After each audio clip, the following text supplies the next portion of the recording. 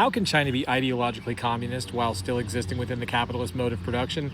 I was going to say you should go read theory, but I'll just do it for you.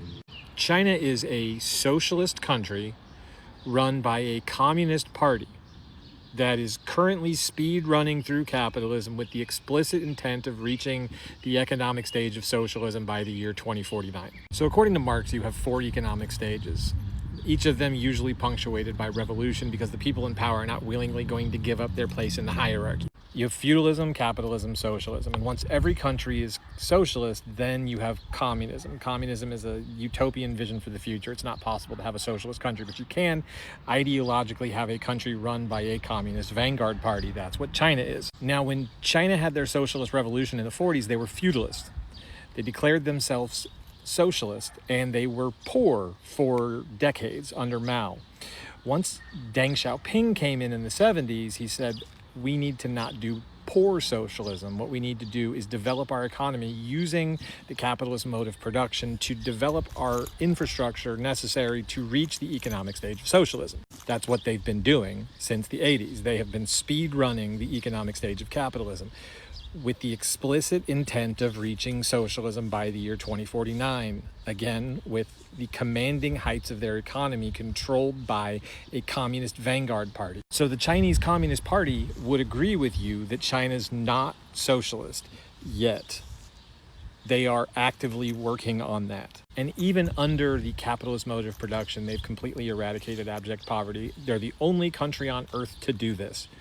And not just using the World Bank's metric of $2 and whatever, but the 2 assurances and 3 guarantees. The 2 assurances and 3 guarantees are adequate clothing and food, safe housing, compulsory education, and basic health care. And in cities, they guarantee things like electricity, internet, and mobile phone usage. If you don't have all that stuff, you're considered in poverty. It's not some bourgeois measure of poverty like we have here. China is also the only country to meet and actually exceed their climate change goals. They're responsible for more than 50% of global green energy installation.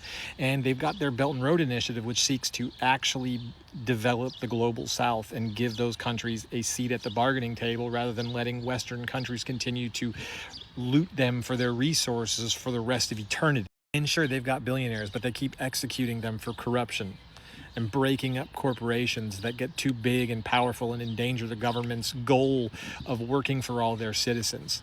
Just wipe out hundreds of billions of dollars from their economy because their goal is not profits. Their goal is a good life for all of their citizens. Say China has commodities. Well, in 2017, China declared that housing is for living and not for speculation, wiped out their entire housing market.